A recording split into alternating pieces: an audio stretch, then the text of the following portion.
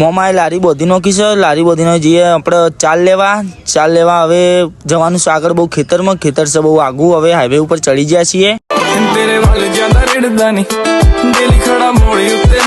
હવે આપણા ભાઈઓ બાઇક નો સ્ટન્ટ દેખાડશે, જોણા એમને તો પોતાનું બાઇક ના પાર્કું લઈને આવ્યો એવું કરીશ, આ માર્યું બાઇક લે તાન લેતો જા।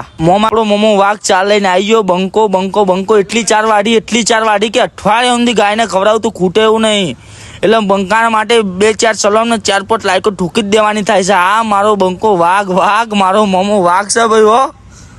જો મોમાં 4 બાર પડી જાય ને તો આપણે ઘેર આપણી પેઢીઓ વિખરાઈ જશે, બરાબર। ઓફિસના બોજો આમ ગહીન જો ભાઈઓ લાઈફ ઇઝ સ્ટ્રગલ, જો કાંઈ નેર્યું જોવો ઉબર ખાબર કરતા અમે ચાલે નીકળી પડ્યા છીએ। ત્રણ બંકા ત્રણે ભાઈ તીનોય તબાહી છે।